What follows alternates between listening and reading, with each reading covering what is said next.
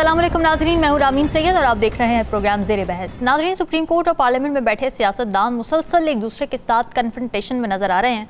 एक दिन पहले बिलावल भुट्टो पार्लियामेंट के फ्लोर पर खड़े होकर सुप्रीम कोर्ट के फैसलों पर तनकीद कर देते हैं और मुल्क में पैदा होने वाले बहरान का जिम्मेदार ठहरा देते हैं। तो उसके एक दिन बाद मुस्तकबिल के चीफ जस्टिस या चले हम सीनियर जज कह लेते हैं, जस्टिस मंसूर अली शाह कुछ बड़ी अहम स्टेटमेंट्स दे देते हैं। तकरीर में उन्होंने ये वाज़ेह किया कि सुप्रीम कोर्ट के फैसलों पर अमल दरामद रिवायत नहीं है बल्कि एक लाजमी तकाजा है और सुप्रीम कोर्ट को ये अथॉरिटी कहीं और से नहीं बल्कि आइन से हासिल होती है। आइन ये कहता है कि ये फैसला है और इस पर अमल दरामद होना है। अगर कोई नया निज़ाम लाना चाहता है तो बना लें, लेकिन मामलात इस तरह नहीं चलेंगे। तो सवाल यही है कि क्या इस कन्फ्रंटेशन की एक तो वजूहात क्या हैं, फिर क्या इस कन्फ्रंटेशन का कोई एंड है, इसमें कौन अहम रोल अदा कर सकता है इसको ख़त्म करने के लिए, और इसके किसी भी जमहूरियत पर किस तरह के असरात होते हैं, इसी पर बात कर लेंगे। प्रोग्राम के पहले हिस्से में हमें ज्वाइन कर रहे हैं सीनियर तजियाकार नजमू साहब, राव खालिद साहब और साकिब बशीर हमारे साथ मौजूद हैं। आप सभी का बहुत शुक्रिया।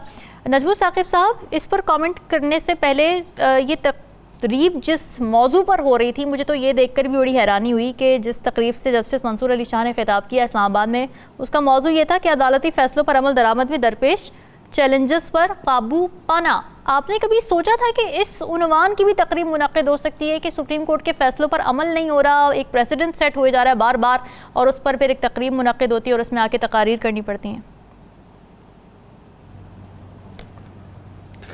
बहुत ज़्यादा हैरानी नहीं होती रामीन, क्योंकि कोई बड़ा आदमी होता है ना, तो चाहे वो हमारे प्रेसिडेंट हों, प्राइम मिनिस्टर हों, कोई भी बड़ा आदमी जिसको अल्लाह ताला ने ओहदा दिया हुआ है, वो किसी भी तकरीब में हो उसके एक एक लफ्ज़ को बड़े गौर से सुना जाता है, क्योंकि वो ज़रूरी नहीं है कि कोई ख़ास मौका हो और उस पर टॉपिकल कोई चीज़ हो और उसी में ही जस्टिस मंसूर अली शाह बताते, लेकिन उसकी रेलेवेंस बहरहाल बनती है।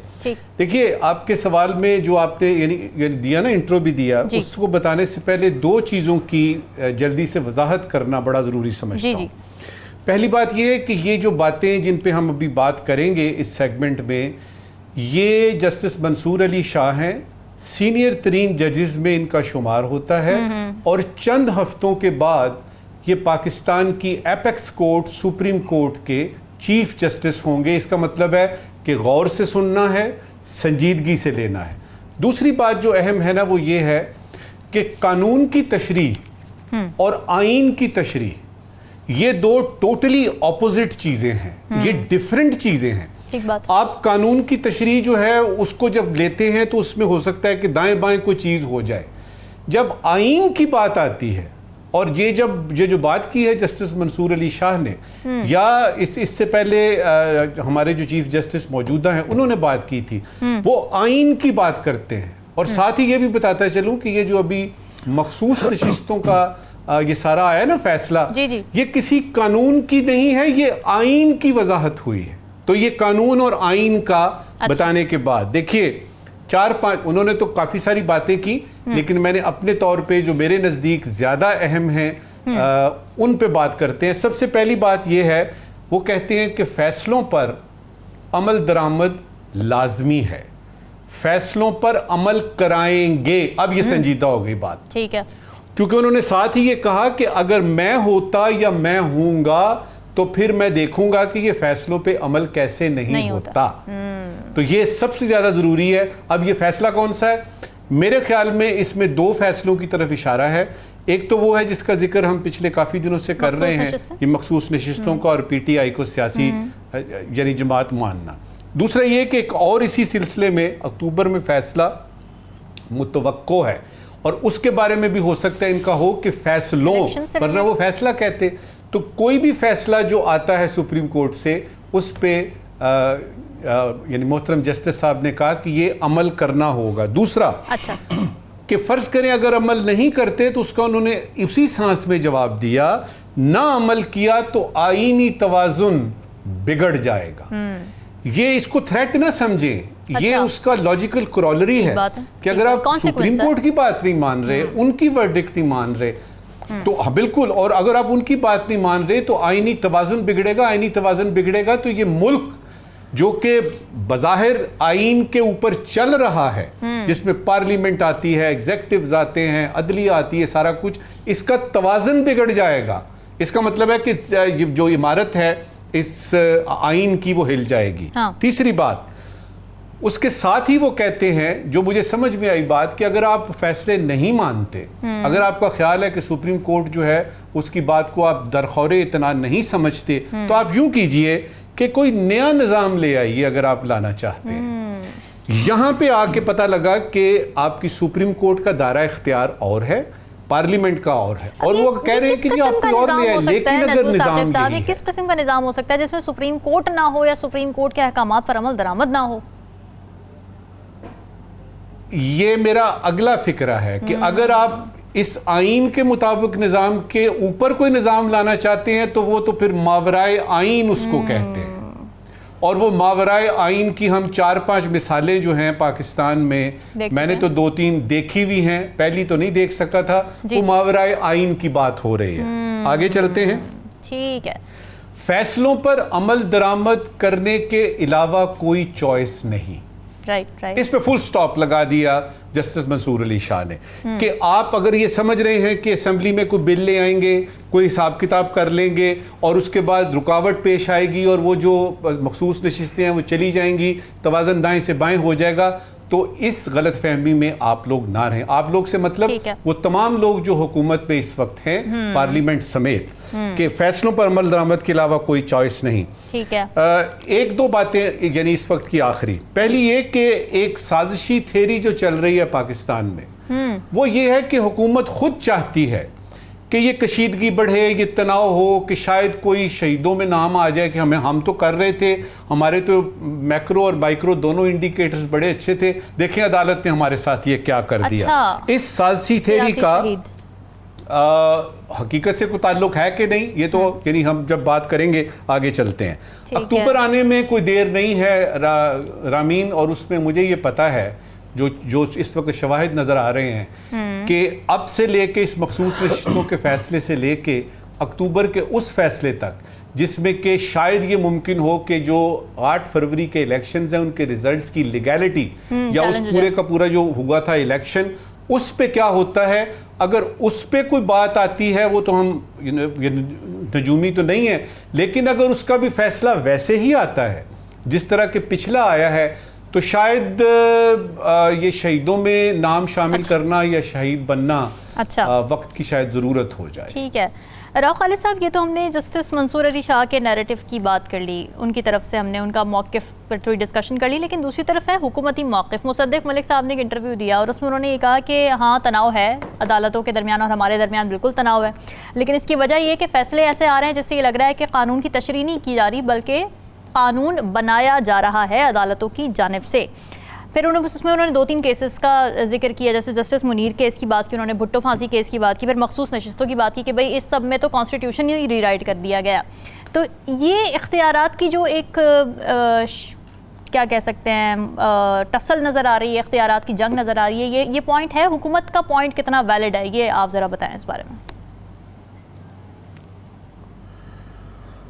देखिए, मसला जो हमेशा से रहा है, जस्टिस मुनीर से अगर शुरू करें तो अदलिया ने भी अपने बारे में मामलात ख़राब करने में, अपने इसाक़ ख़राब करने में मुख्तलिफ़ मराहिल पे ऐसे इक़दामात किए, ऐसे फ़ैसले दिए, मार्शल लॉ की एंडोर्समेंट जैसे होती है, लॉ ऑफ नेसेसिटी जिसको कहा जाता है, जस्टिस मुनीर ने जो इंट्रोड्यूस करवाया था, तो उस वक़्त से लेके अदलिया के भी मसाइल ऐसे रहे हैं कि उनके यहाँ कुछ ऐसे फ़ैसले होते रहे जो उनकी साख पे सवालिया निशान पैदा करते रहे। ठीक है। लेकिन उसके साथ साथ हम मुस्लिम लीग नून की भी एक पूरी तारीख़ है अदलिया के हवाले से, उस पर हम जब नज़र डालते हैं तो वो भी कुछ कम नहीं उन्होंने किया अदलिया को ख़राब करने में, और जो एक पार्लियामेंट है और जमहूरियत है उसका वकार ख़राब करने में। इस पर्टिकुलर केस में इनका कोई हक नहीं मारा जा रहा, इनको इनका हक मिल चुका है, मैं बार बार कह रहा हूँ, इनको इनका हक मिल चुका है। ना ही उसमें पार्टी है, इलेक्शन कमीशन है पार्टी बुनियादी तौर पे उस पे, या पीटीआई है या सुन्नी इत्तेहाद कौंसिल है, इनका क्या है? तो क्या ये समझते हैं कि ये सारी बातें करने से वो फैसला रुक जाएगा, उस तफसीली जजमेंट जारी नहीं होगी और उस पर अमल दरामद नहीं होगा? ये इनकी खाम ख्याली है।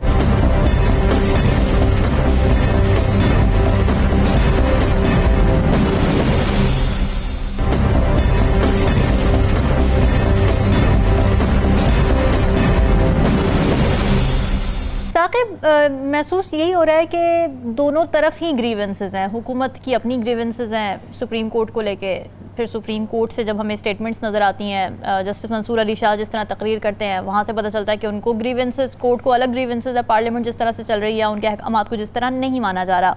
आपको कौन सी ग्रीवेंसेस में ज़्यादा वज़न नज़र आता है और आपको लगता है कि कोई इसमें किरदार अदा किया जा सकता है किसी की जानिब से? Is there an end to it?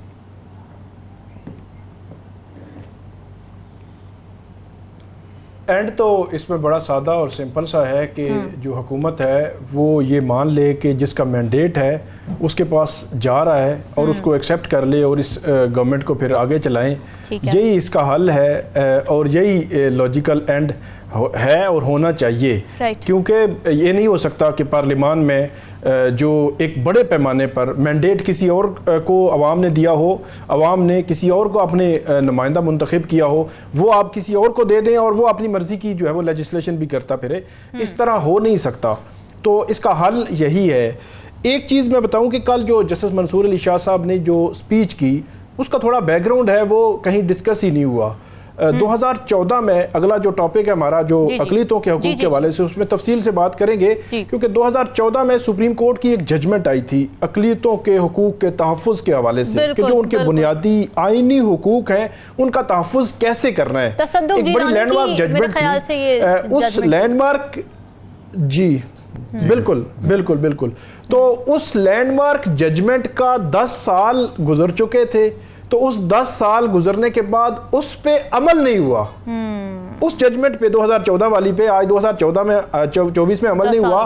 तो उस अमल ना करने पर माइनॉरिटीज के हवाले से ये जो है इवेंट था, ये तकरीब थी और उस तकरीब का मकसद ये था कि 2014 की जजमेंट पर जो अमल नहीं हुआ तो इसके क्या कॉन्सिक्वेंसेज होते हैं कि सुप्रीम कोर्ट जो सुपीरियर कोर्ट है उसके जजमेंट्स पे अमल नहीं होता। तो इसलिए इसका एक बैकग्राउंड है। मतलब ऐसा नहीं है कि ये सिर्फ मखसूस नशिस्तें हैं या किसी और फैसले पे, ये एक बैकग्राउंड है। मुझे याद है आज से तकरीबन सारी लेयर्स आ जाती हैं। जी बिल्कुल, जी बिल्कुल। क्योंकि अभी हालिया मखसूस नशिस्तों का केस का फैसला आया तो इसलिए ज्यादा इसका मुझे अभी भी याद है। मैं तलाश कर रहा था कि मुझे इनका तकरीबन 20-25 दिन हो गए इनका वो आया था, मुझे दावतनामा भी आया था कि ये हमारी तकरीब है, आप आइएगा ये वो।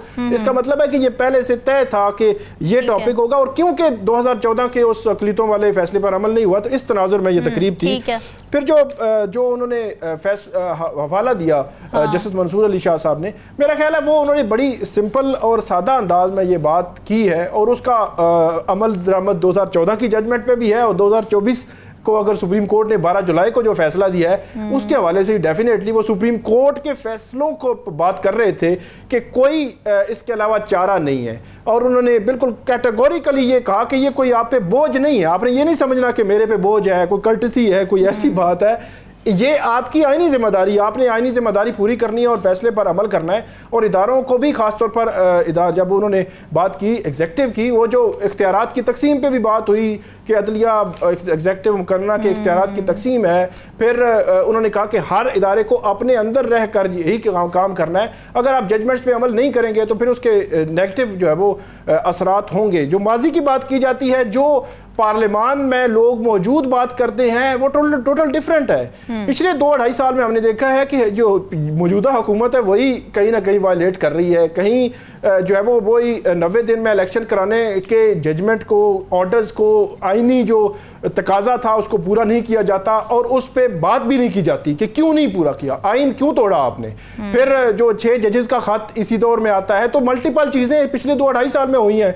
माजी की अगर बात करेंगे तो माजी में चीज़ें हैं, अदलिया के एंड पे भी हैं। इफ्तिखार चौधरी साहब ने जो पीपल्स पार्टी का जो दौर था उसको कैसे जुडिशल एक्टिविज्म में पूरा जो है उन्होंने गुजारा और ऐसे ऐसे एग्जेक्टिव मामलात में मुदाखलत की जहां पे बनती नहीं थी। रिकॉर्डिंग जैसे जो प्रोजेक्ट थे वहां पे इन्होंने मुदाखलत की, उसको पाकिस्तान को नुकसान हुआ बाद में। फिर एक प्राइम मिनिस्टर को घर भेजा गया, फिर दूसरे को जो है वो प्राइम मिनिस्टर को जो है वो घर भेजा जाता है। इसी तरह पनामा का फैसला भी मैं समझता हूं कि उसी का तसलसल और उसी का तनाजुर था। अगरचे वो जो केस था उसको प्योरली लीगली एक जो है तरीकाकार के मुताबिक अगर चलाया जाता तो ज़्यादा बेहतर होता, क्योंकि सुप्रीम कोर्ट इन्वॉल्व हो गई थी तो फिर उस पर समझा जाता है कि अदलिया के एंड पे ठीक नहीं हुआ। लेकिन अगर 2-2.5 साल पिछले की बात करें तो उसमें मुझे नहीं लगता, और अब भी जो हुकूमत है वो यही चाह रही है कि एक महाजराई जैसी सिचुएशन हो। और जो नजमो साकिब साहब ने बात की, मैं बिल्कुल एग्री करता हूं कि इनकी तो नशिस्तें हैं ही नहीं, इनको मतलब ये क्यों इतनी महाजराई पे जा रहे हैं? इसका मतलब फिर यही बनता है कि ये बेचाह रहे हैं कि फिर उनको सियासी शहीद जो वो बन जाए किसी तरीके से, या ऐसी सिचुएशन बन जाए।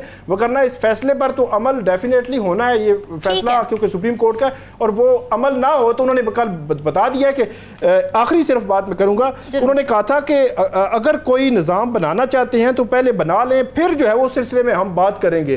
तो इसका मतलब ये है कि अगर कोई ऐसी चीज आप लाते हैं तो फिर वो अदालतों में आनी है। इसका एक एंगल ये भी है कि फिर हम उसको देखेंगे कि वो क्या है और कैसे है।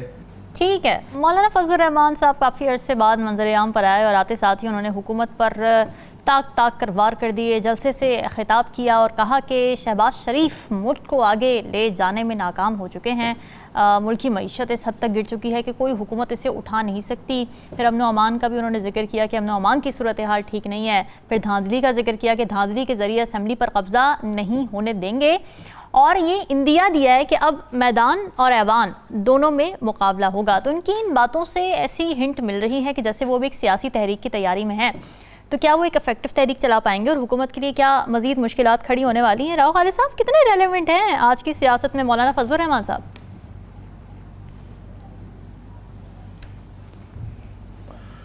वो क्या है मिसरा, बेखुदी बेसबब नहीं गालिब।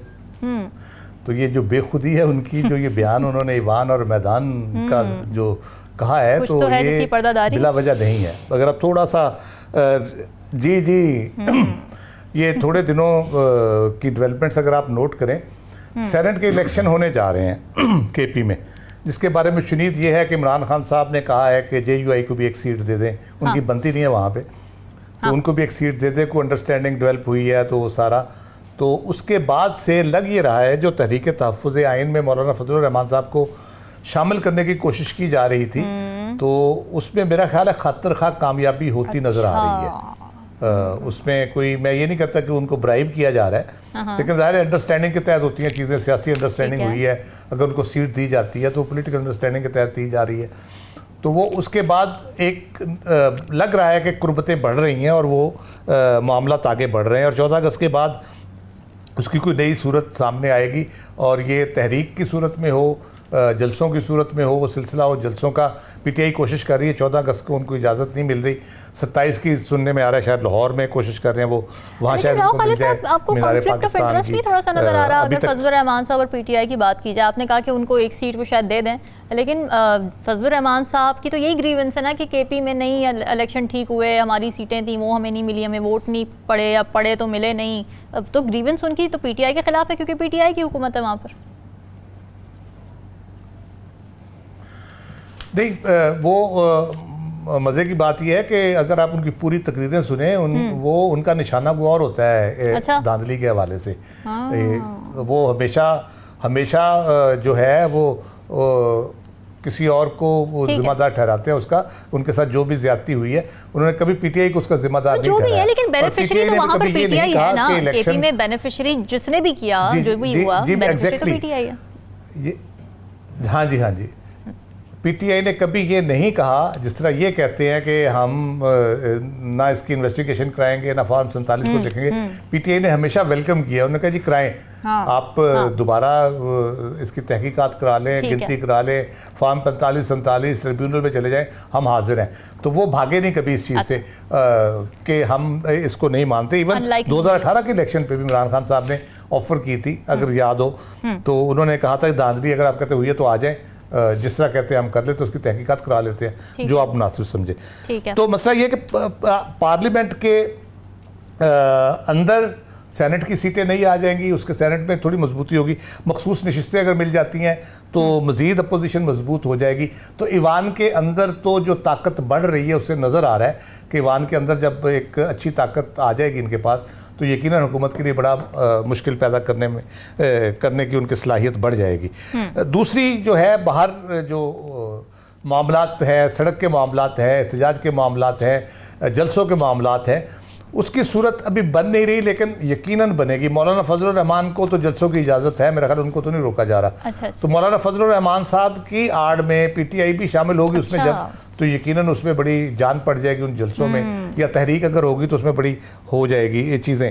तो ये पार्लियामेंट के अंदर और बाहर दोनों जगह पे जो बात की जा रही है, तो उसकी सेंस समझ आती है कि सिचुएशन ऐसी डेवलप हो रही है जिसमें हो रही है।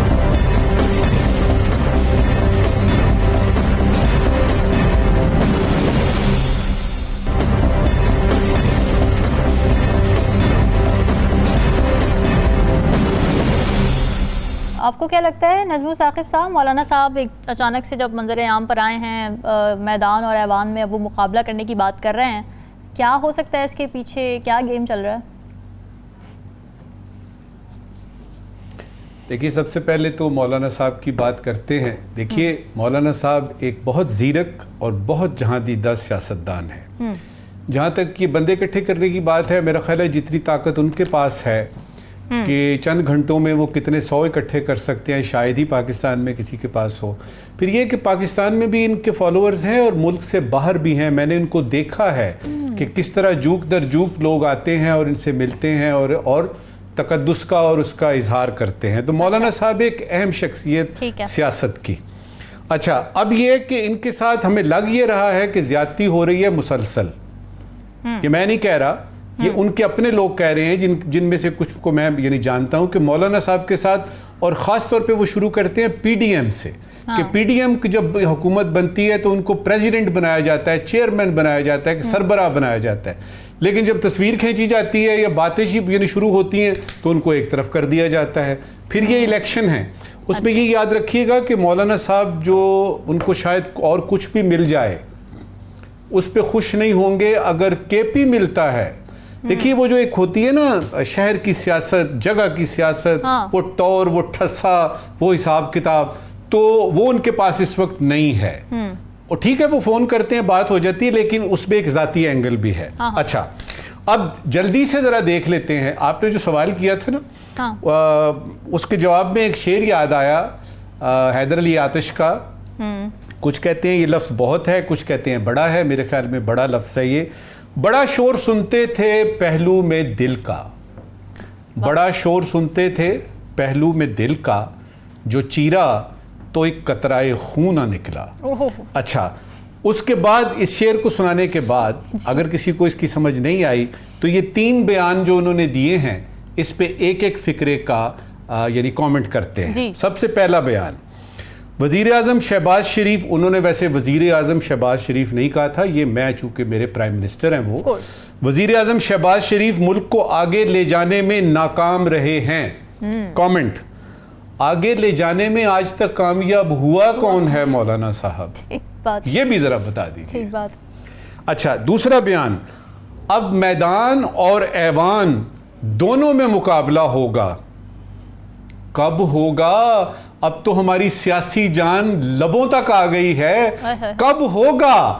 तीसरा बयान, धांधली के जरिए असेंबली पर कब्जा नहीं होने देंगे। देखिए तो सही, कितने महीने हो गए इस असेंबली पे कब्जा हुए हुए, और वो बकौल शख्स से वो तो धांधली से आई हुई है। तो ये किस असेंबली की आप बात कर रहे हैं? क्या आपके दिमाग में कोई नई असेंबली है जो आपके इंफॉर्मेशन और आपके तय है कि वो बनने वाली है और वो भी धांधली से बनने वाली है? तो ये 3 बातें करने के बाद मैं ये गुजारिश करूंगा कि मौलाना साहब जो हैं उनके साथ ज्यादती हो रही थी, अभी भी हो रही है, गूबगू की सूरत हाल रही, लेकिन मेरे ख्याल में यानी इस वक्त की आखिरी बात, ये जो लोग समझते हैं ना कि वो इमरान खान तो उनको अलकाबात से नवाजते थे और कोई नाम दिए हुए थे फलाना, तो वो जो है जो ख़वातीन और हज़रात ये समझ रहे हैं, उसमें सिर्फ ये बताना है कि पाकिस्तानी सियासत में सब चलता है।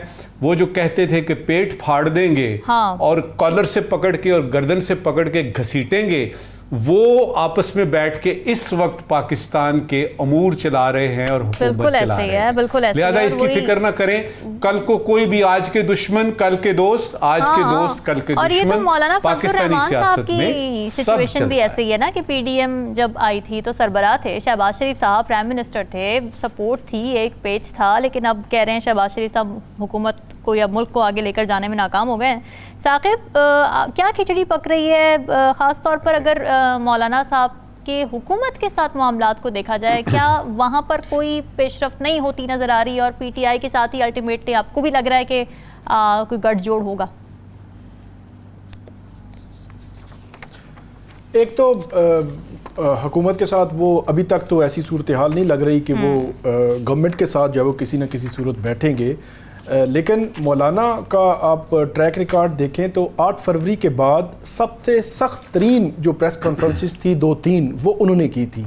डायरेक्ट जो है वो इल्ज़ामात लगाए गए थे और उसमें तासुर मौलाना ने ये दिया, वो सहाफ़ी भी जब वहाँ से मिले उनको, उन्होंने ये तासुर दिया कि उनको जानबूझकर जो है वो साइड लाइन किया गया है, दीवार से लगाया गया है और हराया गया है।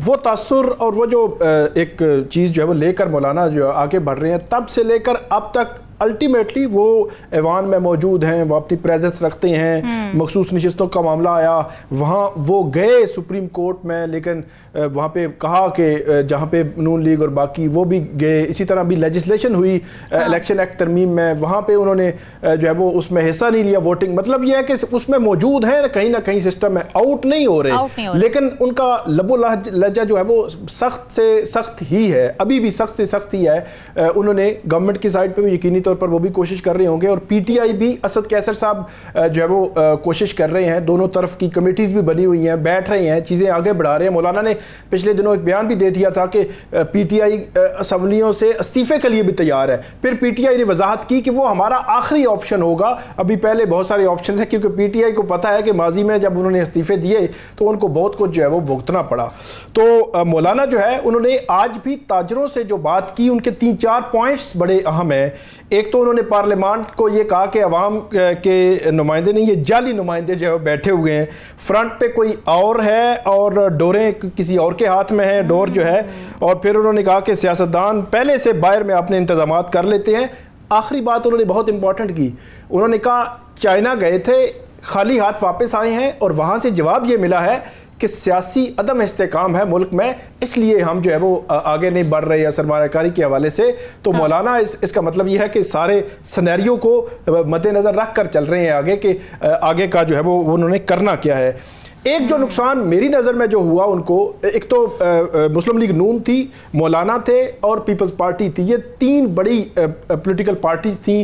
जो PDM जिन्होंने बनाई, PDM बनी, उसमें मौलाना को पूरा हिस्सा मिला इनकी जो ख्वाहिश के मुताबिक। इनके वजीर भी थे और उन वज़रा ने जो किया वो भी एक पूरी जो वो किस्सा माजी है। तो उसका अल्टीमेटली असर तो आना था, मुस्लिम लीग नून ने भुगता। मौलाना भी, मेरा ख्याल ये है कि उसी तनाजुर में आप पीपल्स पार्टी की अगर बात करें तो सिंध की सिचुएशन ही टोटल मुख्तलिफ है। वहाँ पे ना मुस्लिम लीग नून उस तरह, बाकी पॉलिटिकल पार्टीज नहीं है, PTI भी उस तरह नहीं, PTI तो पंजाब में भी उस तरह मतलब उनके कैंडिडेट्स नहीं थे, तो सिंध में तो होना बनता ही नहीं था। तो सिंध में भी इंतखाबी धांधली के हवाले से भी बहुत सारे सवालात हैं, कराची में। तो इन तीनों जमातों में से 2 को जो असर हुआ है मेरी नज़र में, जो उन्होंने PDM गवर्नमेंट ली और उसमें फिर लेजिस्लेशन भी करते रहे, फिर नैब की तरामीम भी हुई, फिर एक ऐसा बयानिया बना जो बयानिया, जिस बयानिए में सारे बह गए और मौलाना को भी नुकसान हुआ। लेकिन मौलाना उस तासुर से बाहर नहीं निकल रहे कि उनको टारगेट किया गया और उनको जो है वो दीवार से लगाया गया है। PTI जो है वो अपने ताई ये कोशिश में है कि उनको एडजस्ट करें जो है वो सेनेट के इलेक्शन में, लेकिन हुकूमत को अभी तक जो है वो, क्योंकि अगर तो आईनी तरमीम उन्होंने करनी है कि हमने लेजिस्लेशन कर ली है और इलेक्शन कमीशन जो है वो एक दिन अचानक पता चले कि इलेक्शन कमीशन वो जो नोटिफिकेशन उन्होंने विड्रॉ किया था वो बहाल कर दे, और जो थी मखसूस नशिस्तें वो कहे कि इलेक्शन एक्ट की जो बन चुकी तरमीम हो चुकी है, इसके तनाजुर में कर दें। अगरचे कर नहीं सकता क्योंकि सुप्रीम कोर्ट का फैसला 12 जुलाई का मौजूद है। 2 चीजें इलेक्शन कमीशन के सामने, आसानी नहीं है। लेकिन मैं जो है वो एक तनाजुर की बात कर रहा हूं कि अगर हुकूमत ने फिर ठान ली कि हमने जो है वो आईनी तरमीम करनी है, तो हो सकता है फिर मौलाना को जो है वो इस हवाले से रब्ता किया जाए। बिल्कुल ठीक है नाज़रीन, डिस्कशन का सिलसिला जारी है, वक्त एक ब्रेक का।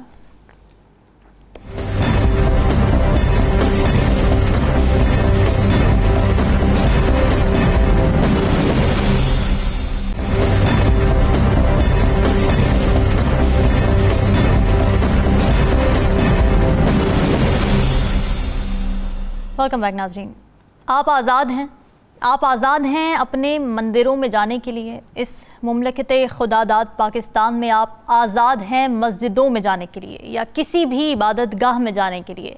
आपका ताल्लुक़ खा किसी भी मज़हब, ज़ात या अक़ीदे से हो, पाकिस्तान की रियासत का इस बात से कोई ताल्लुक़ नहीं।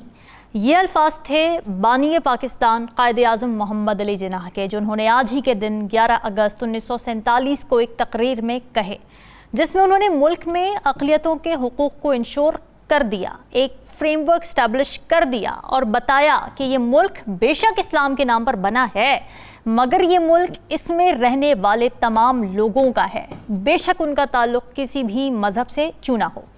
यहाँ हर शख्स अपने मज़हब के मुताबिक ज़िंदगी गुजारने और इबादत करने का हकदार होगा। अक़लियतों के हुकूक़ के इसी सबक को याद करने और दोहराने के लिए हर साल पाकिस्तान में 11 अगस्त को अक़लियतों का कौमी दिन मनाया जाता है। सवाल नाज़रीन हमारा ये है कि कायद-ए-आज़म के वज़ा किए गए अक़लियतों के हुकूक़ क्या उन अक़लियतों को 2024 के पाकिस्तान में मिल पा रहे हैं? अक़लियतों के हुकूक़ और आज़ादियाँ जो हमारे आइन और कानून का हिस्सा हैं, क्या ग्रास रूट लेवल पर, मास लेवल पर अवाम मजहबी अक़लियतों को लेकर उतने टॉलरेंट और रिस्पेक्टफुल हैं जितना हमारे क़वानीन और हमारी रियासत तकाज़ा करती है, या फिर एक्सट्रीमिज़म के भी सेंटिमेंट्स हैं जो कि अभी भी एक चैलेंज बने हुए हैं और इसको ख़त्म करने के लिए किस तरह के इक़दाम लिए जा सकते हैं? राव खालिद साहब, क्या लगता है आपको कहाँ कहाँ पर इम्प्रूवमेंट की ज़रूरत है? क्या क्या मसाइल हैं इस वक्त की माइनॉरिटी को पाकिस्तान में दरपेश? देखें, मैं थोड़ा सा अदब के साथ इख्तिलाफ करूँगा।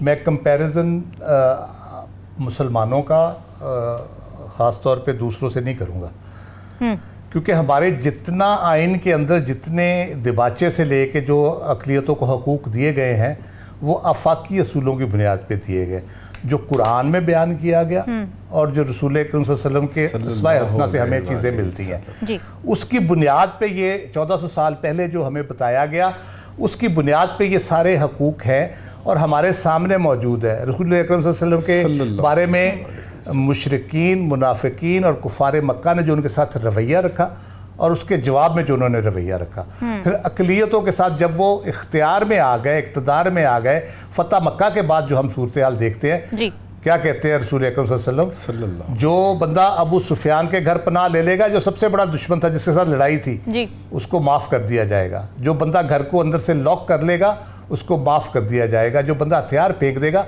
उसको माफ़ कर दिया जाएगा। और उसके बाद अपने खिताब में फिर फरमाते हैं कि ए लोगों जो जिनको फ़तह किया था उन्होंने, कि क्या तवक्को करते हो मुझसे? तो वो कहते हैं कि हम रहम की तवक्को करते हैं आपसे, आप हमेशा से ऐसे ही थे। तो वो फरमाते हैं कि मैं हज़रत यूसुफ़ अलैहिस्सलाम ने जो अपने भाइयों को कहा था वो आज मैं तुम्हें कहूँगा कि तुम्हारा मामला अल्लाह के साथ है, अल्लाह तुम्हें माफ़ करे, मेरी तरफ से तुम आज़ाद हो और जाओ। ठीक है, ये वो बुनियाद है। अगर ईसाई आते हैं उनके पास, किसी और मज़हब के लोग आते हैं, मुशरिकीन आते हैं, कुफ़ार आते हैं, उनका जो रवैया बतौर एक स्टेट और स्टेट के सरबराह के जो हमारा राय, हम उसकी बुनियाद पे आज जहाँ भी है वहाँ पे है। तो हमें ज़्यादा, हमारी जिम्मेदारी बहुत ज़्यादा है दूसरी कौमों की निस्बत, इसलिए हमें अपने गिरेबान में झांकना चाहिए। आया हम आइन, कानून, कुरान और सुन्नत के मुताबिक इन चीज़ों को पूरा कर रहे हैं? बिल्कुल ठीक है। टाइम मेरे पास थोड़ा सा शॉर्ट है साकिब। रवादारी, टॉलरेंस, पेशेंस, दरगुजर कर देना, ये सेंटिमेंट्स ज़ाहिर भी राव खालिद साहब ने कहे, यही सेंटिमेंट्स हमारे अवाम में क्यों उस तरह से नज़र नहीं आते टूवर्ड्स माइनॉरिटीज़?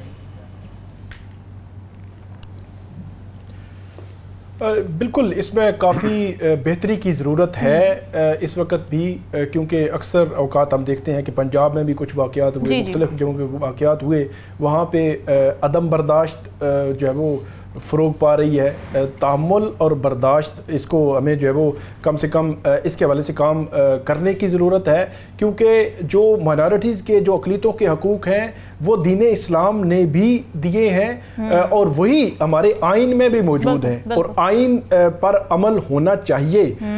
एक सिर्फ बात मुझे पहला जो हमारा टॉपिक था उसी से रेलेवेंट कि सुप्रीम कोर्ट ने जो फैसला दिया था उसमें 4-5 चीज़ें बड़ी इंपॉर्टेंट थी। एक तो उन्होंने कहा था कि टास्क फोर्स बनाएंगे कि जो मजहबी रवादारी को फ़रोग देगी, नसाब में मजहबी और समाजी रवादारी के फ़रोग के लिए काम किया जाएगा, सोशल मीडिया में नफरत अंगेज़ तकारीर की हौसला शिकनी और जो मुजरिम होंगे उनकी करार वाकई सज़ा दी जाएगी जो माइनॉरिटीज़ के हवाले से अगर किसी मामले में मुलव्वस होंगे।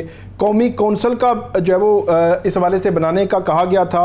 स्पेशल पुलिस फोर्स की तश्कील और जॉब कोटा और इसके अलावा अकलीती कमीशन की बात की गई थी। 2014 से 24 तक इस पर अमल नहीं हुआ। 2019 में अकलीती कमीशन बना लेकिन वो भी इफेक्टिव नहीं है। और जो इकदाम सुप्रीम कोर्ट ने लिखे थे, मेरा ये ख्याल है कि अगर इन पर अमल हो, जो जस्टिस मंसूर अली शाह साहब ने कहा है कि हम तातीलात के बाद इसको उठाएंगे और इस पर अमल दरामद की जो है वो ऑर्डर जो है वो जारी करेंगे। बिल्कुल ठीक है। नजमुल साकिब साहब, क्या सवालात लेकर आए हैं आज आप नाजरीन के लिए? शुक्रिया रामीन। एक ज़रूरी सवाल है और एक गैर ज़रूरी सवाल है। पहले ज़रूरी सवाल जी। फेडरल डायरेक्टोरेट ऑफ एजुकेशन ने फैसला किया है कि 1500 तालिब इल्मों को नमल की मदद से कम एक फॉरेन लैंग्वेज सिखाई जाएगी। एक फॉरेन लैंग्वेज सिखाई जाएगी।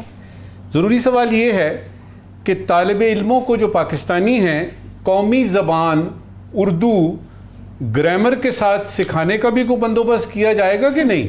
अच्छा, ठीक है। आज का गैर जरूरी सवाल, बांग्लादेश की साबिक वजीर आजम खालिदा जिया साहिबा ने फरमाया है, सबको माफ करती हूं, किसी से इंतकाम नहीं लूंगी। कुछ इसी किस्म का बयान हसीना वाजिद ने भी दिया था जब वो प्राइम मिनिस्टर बनी थी, लेकिन उन्होंने इसके बिल्कुल ऑपोजिट किया। गैर जरूरी सवाल यह है कि वजीर आजम बनने से पहले जो आप वादे करते हैं वो वजीर आजम बनने के बाद आपको भूल क्यों जाते हैं? बिल्कुल ठीक है। नाज़रीन, ये सवालात आपके लिए छोड़ के जा, फीडबैक जरूर दीजिएगा। हमें दीजिए इजाजत। अल्लाह हाफ़िज़।